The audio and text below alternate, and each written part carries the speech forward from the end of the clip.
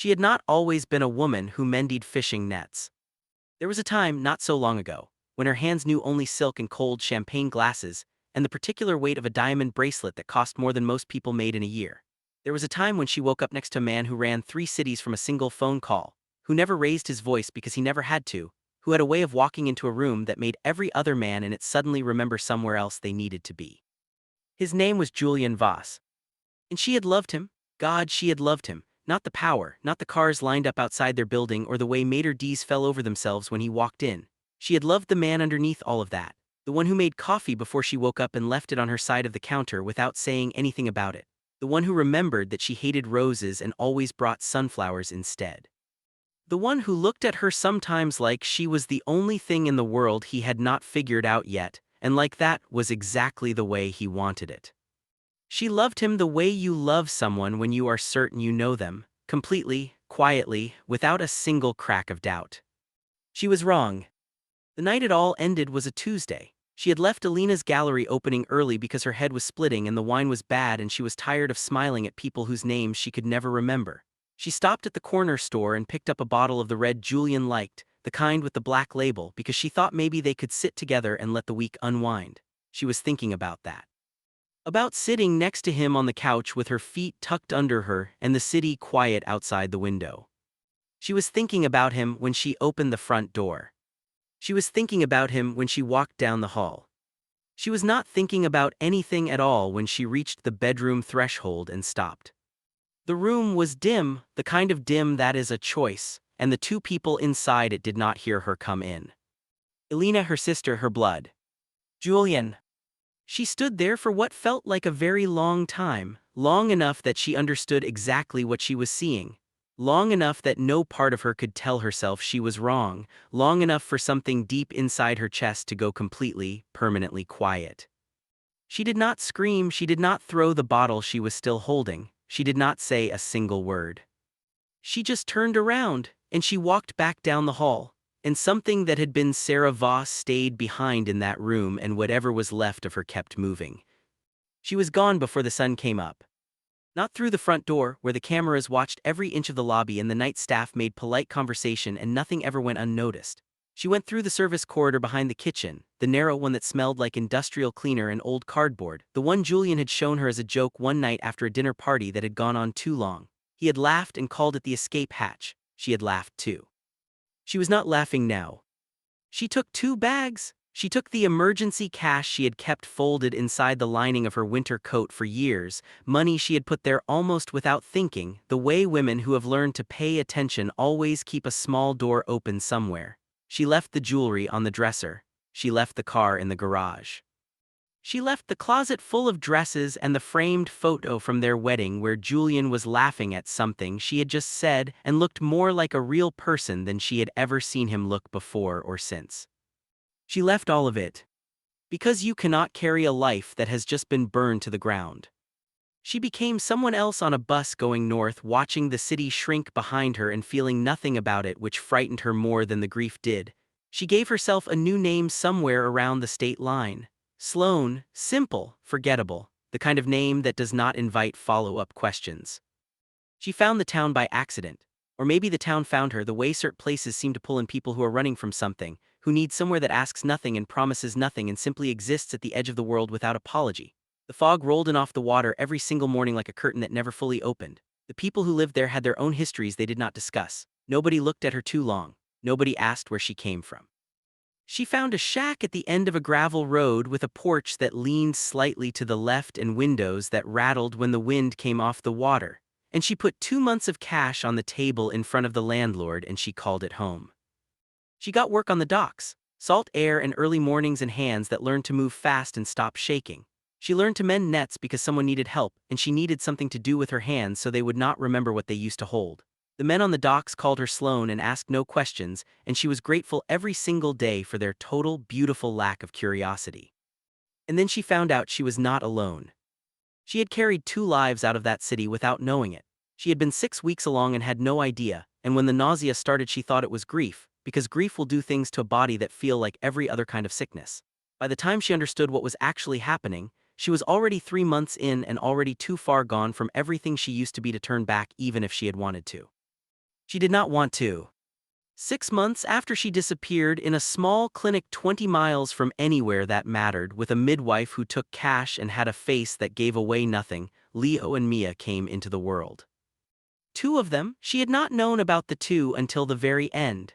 She remembers laughing when they told her, a real laugh, the first one in months, because it felt like the universe was either punishing her or making a very specific point about abundance arriving in the strangest seasons. Leo came first. He was quiet from the very beginning, the kind of quiet that is not emptiness but attention. He had a way of looking at a room before he committed to entering it, scanning it with those dark, steady eyes, assessing, deciding. It made people uneasy. It had made Sarah uneasy too the first time she noticed it, because she had spent years watching his father do the exact same thing at the head of rooms full of dangerous men. Julian used to call it reading the weather. Leo did not have words for it yet, but he was already an expert. Mia was something else entirely. Mia was golden-eyed and loud and absolutely certain that every room she walked into had been waiting for her specifically. She laughed with her whole body. She said whatever she thought the moment she thought it. She had Julian's eyes down to the precise shade, that warm, particular gold that Sarah had once found beautiful and now found complicated in the way that only things you love and that have hurt you can be complicated. Sarah loved them both with a fierceness that surprised even her. Not gentle love, not the careful, composed kind she had once imagined for herself. Something rawer, something that lived lower in the body, closer to the bone. The love of a woman who has lost almost everything and is absolutely clear about what remains and what she will do to protect it. For 3 years the docks held, the shack held, the name Sloane held. And then one morning, on a Tuesday when the fog had not yet lifted and the children were still asleep and the day had not yet decided what it was going to be, Sarah pulled on her jacket and her work boots and pushed open the front door. And she stopped. Julian Voss was sitting in the gravel outside her gate. Not standing, not approaching, sitting. His back was against the saltine fence post, his legs stretched out in front of him, his jacket torn at the shoulder like something had grabbed at him somewhere along the road, and he had simply kept walking regardless. His shoes were wrong for this place, expensive city shoes now ruined with mud and salt and distance.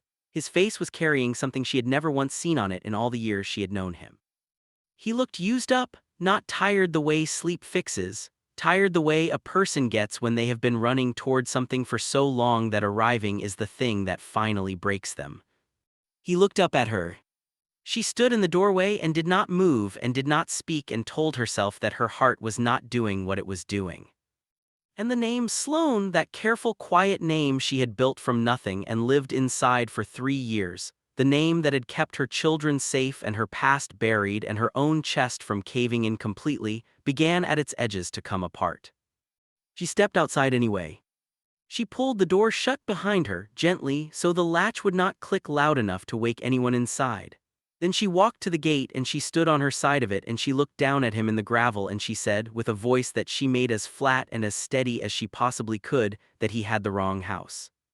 He did not stand up. He did not argue, he did not reach into a pocket for a phone or a weapon or proof of anything. He just looked at her with those gray eyes that had not changed at all and he said her name, not Sloane, her real name, the one she had left behind on a bus going north 3 years ago. Sarah. Just that one word, quiet as a stone dropping into still water. She did not flinch. She had spent 3 years learning not to flinch. She kept her hand on the gate post and her expression blank and she said again, slower this time, that he had the wrong house, that she did not know who he was looking for but it was not her. He did not move. That was the thing about Julian Voss that she had forgotten or maybe had tried very hard to forget. He did not escalate, he did not push, he simply became immovable the way a mountain does not argue with the weather, it simply remains and waits and lets the weather exhaust itself. He sat in her gravel in his ruined shoes and he looked at her and he waited, and the silence between them stretched out long and cold like the fog off the water, and Sarah stood inside that silence and held the gate and held the lie and felt both of them beginning to cost her more than she had budgeted for this morning. The children were 20 feet away, on the other side of that door. Still asleep probably, Leo curled on his side the way he always slept, one hand tucked under his cheek, and Mia sprawled across her entire mattress like she was trying to claim as much territory as possible, even unconscious. 20 feet. She could not let them come through that door, she could not let them hear his voice. She could not let them see his face and start asking the questions that children ask when something in a face looks familiar in a way they cannot yet name. So she made a decision. Not with her heart. Her heart had already voted and she was not listening to it. She made it with the part of her that had kept 2 children fed and safe and hidden for 3 years, the part that had learned to think 3 moves ahead, the part that lived in her chest now where the softer things used to be. She opened the gate. She stepped outside it. She pulled it closed behind her so that it stood between Julian and the front door, between Julian and the shack, between Julian and everything she had built in the years since she walked away from him. She crossed her arms and she planted her feet in the gravel, and she faced him on her ground, in her fog, in the life she had made without him, and she waited for him to say whatever he had come all this way to say. He looked up at her from where he sat. He did not stand. Maybe he understood that standing would feel like a threat, or maybe he simply did not have it in him anymore. His jaw was rough with days of unshaved stubble, and his eyes had lines beside them that had not been there before, and he looked, for the first time in all the years she had known him, like a man who was not sure he was going to be okay. The fog moved around them both. The water was audible in the distance, steady and indifferent. The town was still mostly asleep. And then, from inside the shack, from the direction of the window nearest the door, came a small sound. Not a voice, not words, just the particular creak of a floorboard that Sarah knew better than her own heartbeat, the one just inside the front room that announced every morning that someone small had climbed out of bed and was moving toward the kitchen. Someone was awake. Sarah did not look toward the window. She kept her eyes on Julian and kept her face arranged into something that gave nothing away, and she held every muscle in her body still through what it cost her, which was considerable. But behind her, just visible through the gap in the curtain, pressed close to the glass with both small hands flat against it, a figure stood watching the 2 adults in the gravel below. The fog sat heavy between them all.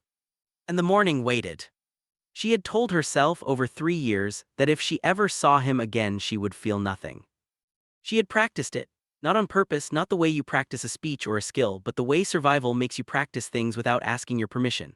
Every time his face surfaced in her mind at 2 in the morning, every time she caught Leo watching a room with those steady, assessing eyes, every time Mia laughed and the sound of it cracked something open in her chest because it was Julian's laugh in a smaller body. Sarah had pressed it all back down and reminded herself of what she had seen, the dim room, her sister, the silence that followed.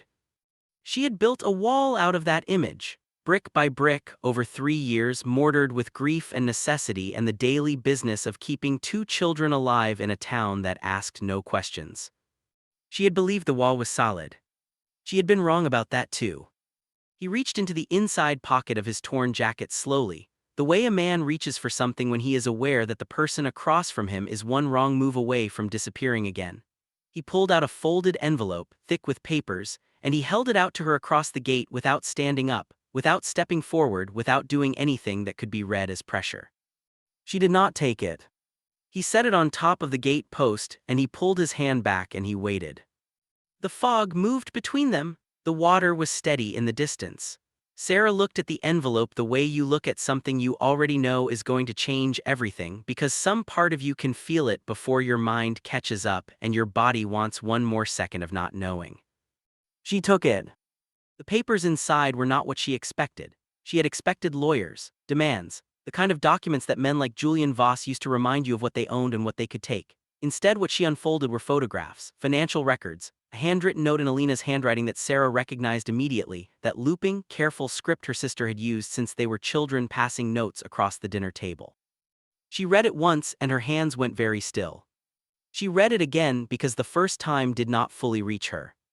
The photographs showed Alina in meetings Sarah did not recognize, with men Sarah did not know, in rooms that looked like they cost more than anything Alina's gallery had ever earned. The financial records showed transfers, large ones, moving through shell accounts in a pattern that Julian had apparently spent 2 years tracing.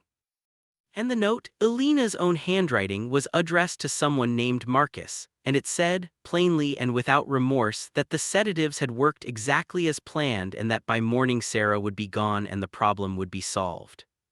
The sedatives. Sarah read that word and felt the wall crack from the bottom up.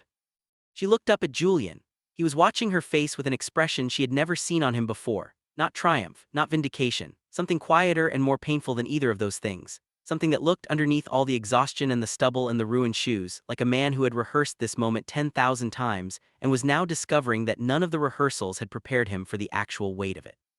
He started talking, not loudly, just steadily, the way a man talks when he has been carrying something for a very long time and has finally found the one person he owes the full truth to.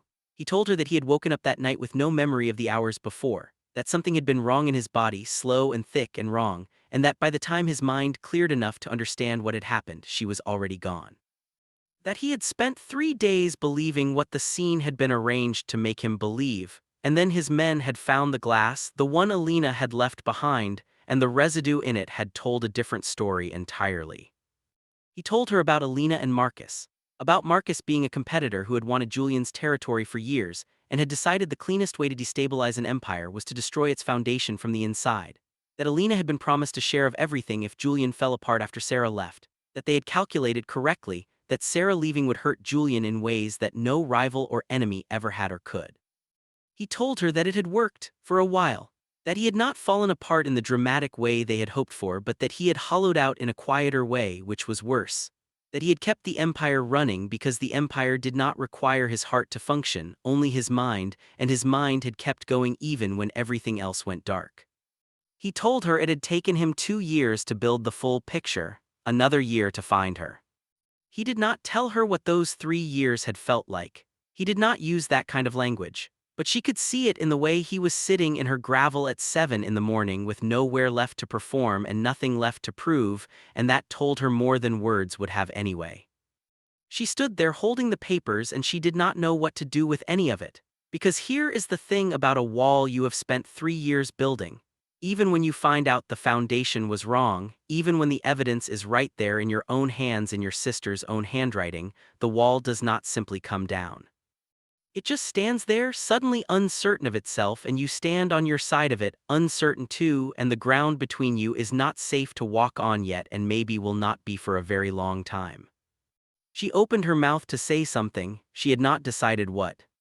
And then the front door opened behind her. She heard it before she could turn. The particular creak of it, followed by the soft sound of bare feet on the porch boards, and then a small voice, Leo's voice, said her name in the careful, slightly suspicious way he always said it when he had woken up and found the house too quiet. She turned. Leo was standing on the porch in his pajamas, dark-haired and sleep-rumpled, one hand on the door frame, those steady eyes moving from her face to the man sitting in the gravel with the unhurried, assessing patience of a child who has learned that the adult world contains things worth paying close attention to. Julian had stopped talking mid-sentence. Sarah turned back to him and the expression on his face stopped her completely. He was looking at Leo, just looking, not moving, not speaking. The envelope, the evidence, the 3 years of careful argument he had traveled however many miles to make, all of it had simply ceased to exist for him in this moment. He was looking at his son's face, a face he had never seen before in his life, and he was utterly, completely still. Leo looked back at him with those dark, quiet eyes and did not look away, because Leo never looked away from anything. And the two of them held that silence between them, the man in the gravel and the small boy on the porch, and something passed between them that had nothing to do with words or choice or any decision either of them had made. It was simply recognition, the oldest and most stubborn kind. Sarah watched it happen and felt something move through her that she could not name and did not try to. Julian dropped his eyes first. He looked down at the gravel between his hands and he stayed there for a long moment, and when he looked up again his face had changed in a way that was difficult to describe except to say that the last of whatever armor he had been wearing was gone. He was not a boss anymore. He was not an empire. He was not even a man with an argument. He was just a person sitting in the dirt outside a crooked gate, looking at a child he had not known existed, understanding for the first time what 3 years had actually cost. He did not stand up, he did not reach toward Leo. He did not say anything to him at all, which was the right instinct, and Sarah noted it even through everything else she was feeling. He simply looked at her, and in a voice that was quieter than she had ever heard from him, he said that he was not there to take anything, that he was not there to make demands or threats or any kind of argument she needed to defend herself against. That he understood he had no rights here that she had not chosen to give him, and that he was not asking for any.